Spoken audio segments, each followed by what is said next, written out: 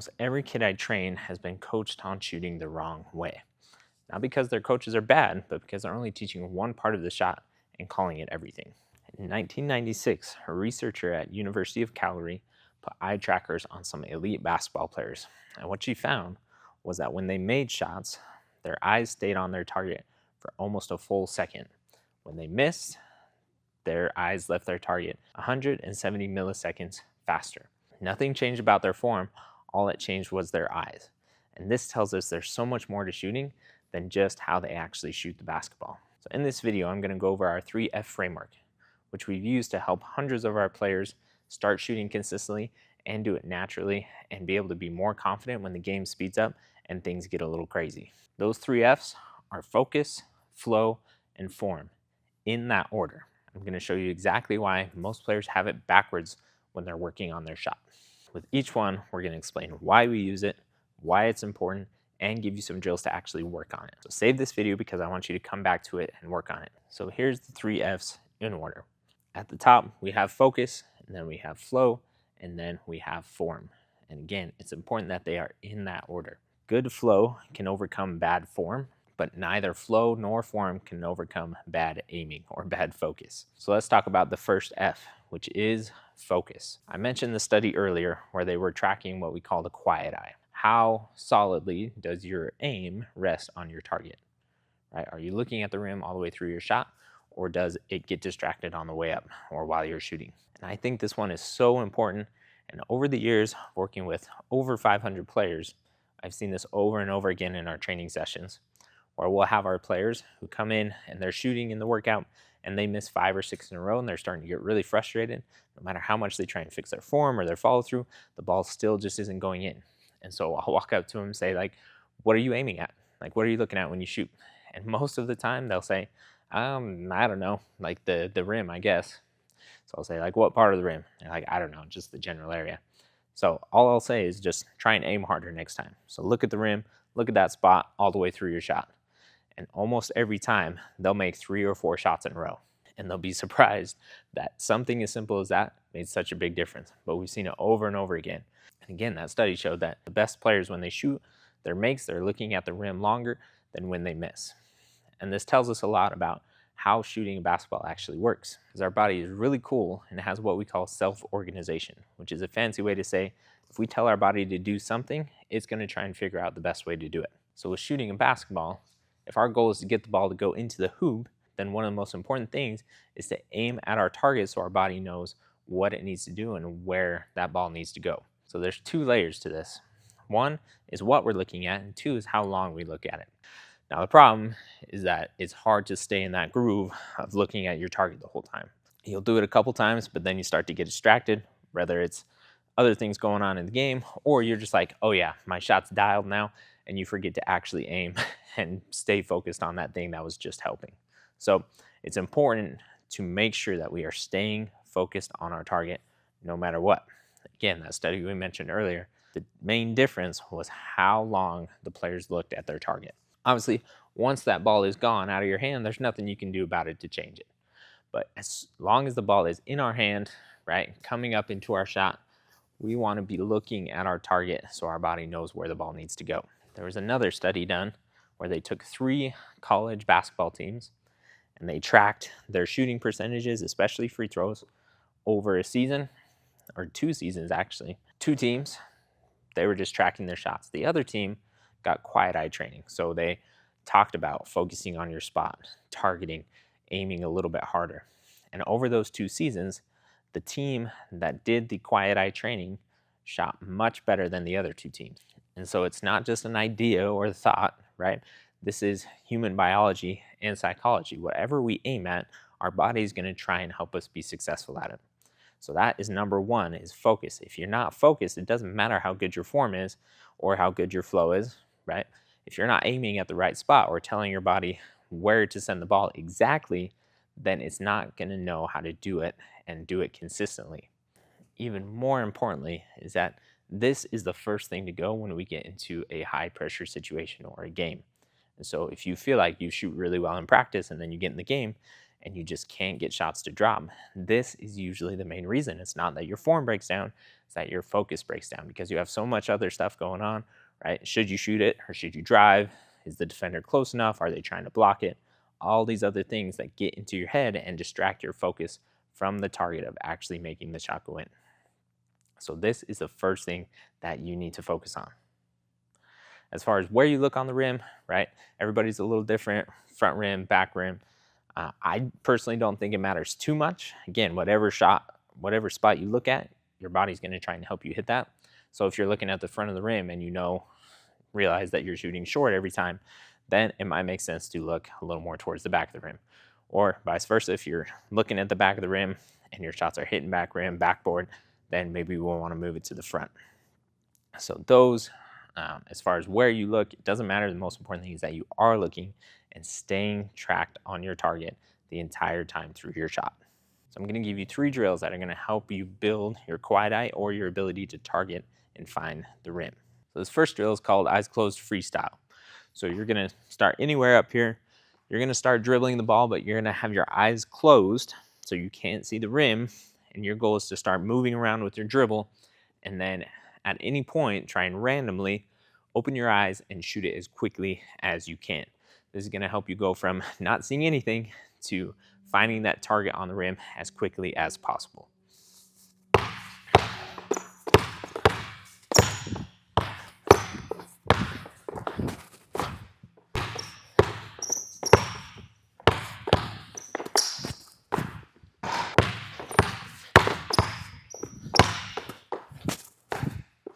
The second drill is just turn shots. So you're going to start facing away and then just turn, find your target, and shoot the ball.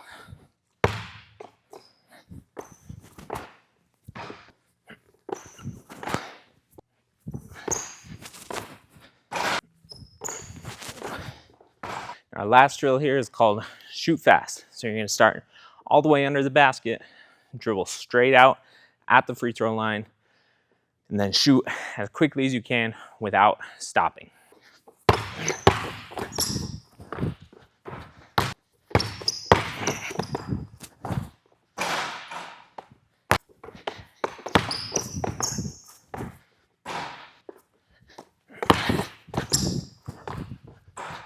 I guarantee that if you improve your ability to pick a target and aim harder, you're going to start making more shots immediately. Let's get into our second F, which is flow. As I mentioned earlier, good flow can overcome bad form, but almost nobody talks about it. And if they do, they say it in super vague terms like be smooth or be natural, right? But flow is what makes the difference between a player who looks like a natural shooter and one who looks robotic or stiff or clunky. Flow is the continuous, uninterrupted transfer of energy. So when you look at really good shooters, they look smooth, it looks easy, it looks effortless, it looks natural. And that's because their shot is completely continuous, right? There's no hitches, there's no pauses, and there's a very, very good reason for that. So here's how I want you to think about it. If you think about a golfer or maybe a baseball player, when they are swinging their club or swinging their bat, it's one smooth motion all the way through it. The same applies for your basketball shot. If we want to have as much power as we need to be able to shoot it consistently, right? Everything needs to be smooth and in one motion.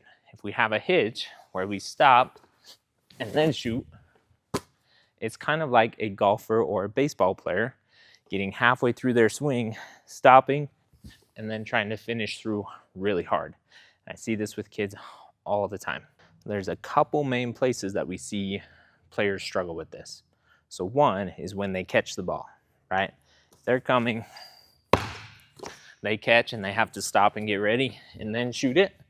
It can break that flow of being really natural as opposed to catching and just going right into that smooth, natural shot. So on the catch is one of the places we see a break in flow very commonly. The next part is what we call the lift point. And this is why I'm not a huge fan of traditional form shooting drills, because I'll see so many players catch the ball, get here, stop, and then shoot. right? It stops. And then they shoot because they've spent so much time practicing right under net, doing this. And again, I'm not against that, right? It's not bad.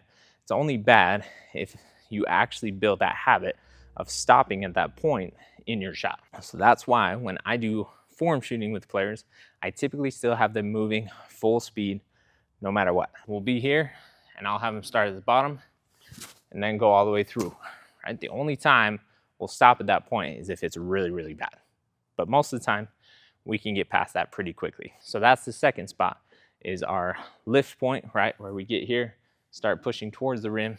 That's where we see another common pause. So those are the two most common places that we see flow interruptions with players' shots. So pay attention to that. If you have to catch, then you have to stop and get ready and then shoot, your flow is going to be off a little bit.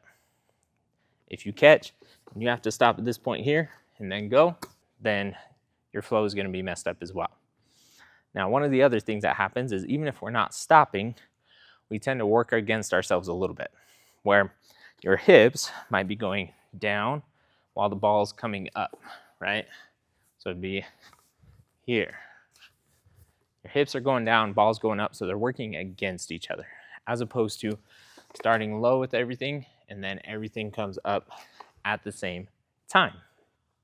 This is a good spot to start with flow. When I was in high school, we had a kid move from a private school down the road up to our public high school, and he came in and he had the weirdest looking shot ever. I'm saying, like, if you took him to a shooting coach and said, hey, we need to fix this player's shot, they would say, we got to start completely at the beginning because it looked really weird. But he was one of the best shooters I've ever played with, and one of the best shooters in the state. And the reason is because he had his flow down. His shot flowed, it didn't stop, it looked natural. He figured out a way to overcome what many would call bad form and trade that for really, really good flow. So like I've said, good flow can overcome bad form, but bad flow cannot overcome. Good flow can overcome bad form. Good form cannot overcome a bad flow on your shot. How we can work, so we're going to give you 3 drills here that are going to help you build your flow on your shot and get it a little more natural. First drill is what we call boomers. So you are going to set up wherever you're at. I would suggest 15 feet to start, but then you can move back. And your goal is to slam that ball as hard as you can and shoot without having that ball stop on the way up. So you're going to slam it, catch, shoot all in one motion, and not let that ball stop. So be here. This is going to force you to be able to shoot with one motion and not stop or hitch at any point. If you do, it's going to feel really awkward. It's going to feel really weird. Next drill is no jump shooting. So you're going to start close, move back after each make, but you're not allowed to let your feet come off the ground. They have to stay down.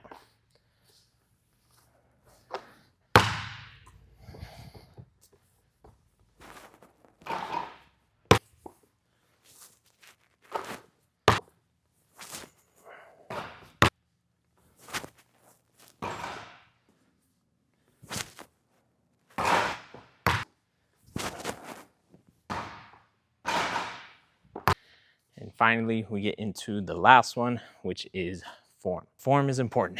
It absolutely matters, but it's not as important as people think it is. And I think a lot of players and coaches are stuck on teaching the shot the way it was taught 40 years ago.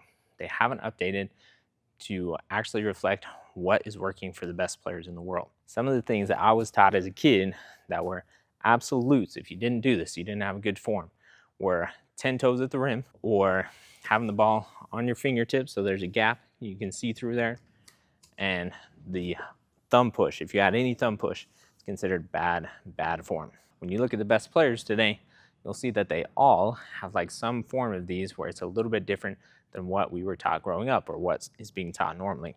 So most good shooters now have a little bit of a foot tilt, which helps them actually line up their shoulder. Most players will have that ball firmly on their finger pads and their palm a little bit, not enough to roll off, but enough to have really good control. Some of the best shooters in the world, including Steph and Caitlin Clark, have a little bit of a thumb push there.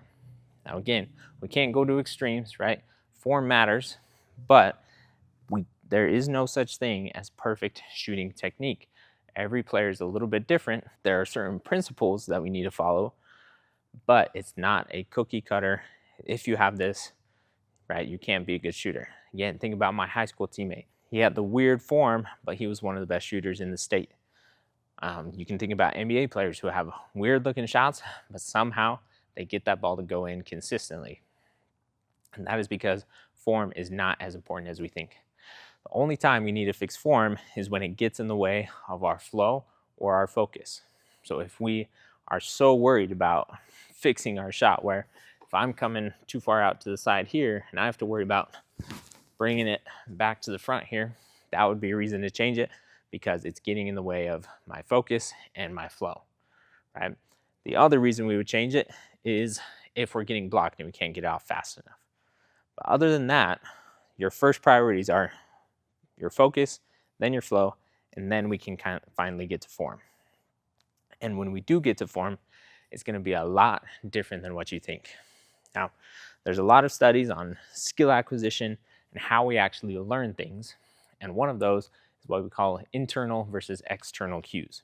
When we think about learning to shoot a basketball, a lot of the times we're thinking, okay, I'm going to get my feet in this spot, nice and balanced.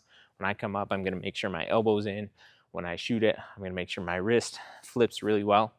Those are all internal cues. So we're thinking about our body, part of us, right, and where that needs to be. An external cue would be something outside of ourselves or a target that we have. So for example, if we have a player who's struggling to get their wrist to flip, right, they just shoot and that wrist doesn't do much. Instead of telling them explicitly to flip your wrist every time, we're going to tell them to get that ball to spin as much as possible when they shoot it.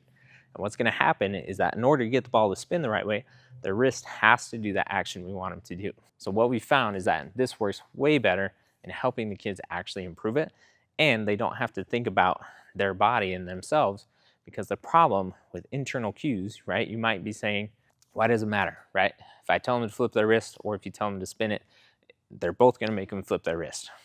The issue is that those internal cues of your body parts, what your wrist is doing, what your elbow is doing, those tend to break apart and fall apart in games. So those explicit instructions of keep your feet here, keep your elbow here, those are hard to think about in a chaotic game. Whereas an external cue is just a goal that we want our body to achieve, and it will find the way to do that. And usually it finds the most natural and the best way to do that. So if I have a player who has a really low release, instead of telling them to put their arm higher, I'm going to tell them to shoot the ball higher, right? And try and get that ball to fly higher in the air. Maybe give them a target of when you shoot, the ball has to go above the top of the backboard. And almost every time, instantly that fixes the form issue that they had. And that's something that they'll be able to focus on a lot easier in a game. And I'll never forget, we had a player come in who had done, 2 to 3 years of shot training with the shooting coach specifically. And they came in saying, please don't change my shot again, right? I can never get it feeling good. And we're always making changes. I can just never get it to feel natural. And so looking at their shot, I was like, okay, there's some stuff we need to fix. And it was really robotic and stiff, right? Again, it looked like they'd maybe been overcoached a little bit. So she came in with the goal of not changing her shot. I came in looking at it saying, there's some changes we need to make there. So instead of saying, fix your elbow, fix your wrist, right? All those things that she had heard 1,000 times and didn't work for her, I would just say, shoot the ball faster, right? Or I want you to get that ball to get a little more arch on it. And cues like that. And almost instantly, her shot started to improve.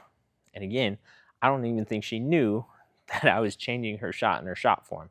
We were just changing the outcomes or the goals for where the ball needed to go, and that form started to fix itself.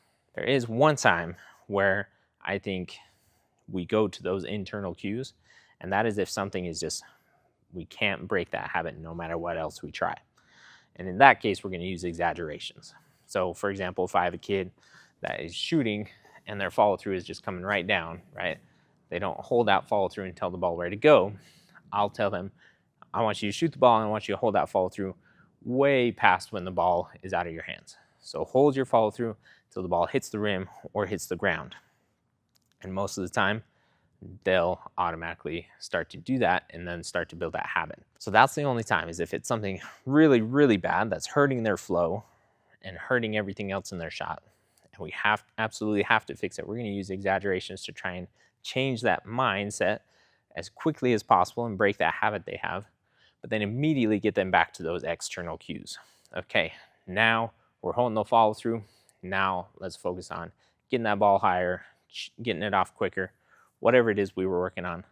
And we're going to get away from those internal cues as quickly as possible, because again, those internal cues of feet, elbow, arm, wrist, right? Thinking about where everything needs to be, those break down really quickly in games. When it comes to form shooting or fixing our form, like I said, there's a couple things we do. One is we're almost never going to stay under the basket and do traditional form shooting, right? I want you moving at full speed and catching and shooting pretty much like you would be in a game. One of the things that we want to do is what we call matrix shooting.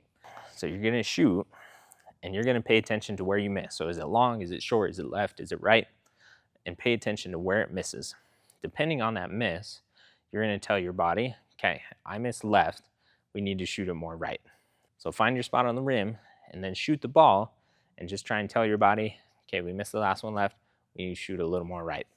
Or we missed the last one short, we need to give it a little bit more. And you'll find that as you do this, start to pay attention to where it's missing and then just try and tell your body to fix that miss.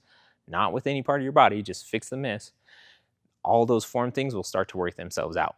And you won't even have to think about it. And you'll be able to go into a game confident and just shoot the ball and tell it where to go. There are basic principles to shooting that we need to follow. So we have basically 3 positions that we want to hit throughout our shot. The first is as we catch, we're in this nice good position. Back's not too far over, right? We have some power to push up with. Ball's right here. Hands are in a really good spot. Hand position is one thing that's really important about form. So we get there. Our next position is here. Legs are still ready to push up and go. Arm is ready to go. As we do that, everything goes together. The ball just goes faster. So we get here, and then from there, we push through. Those are the 3 positions that you need to worry about. Everything else is less important.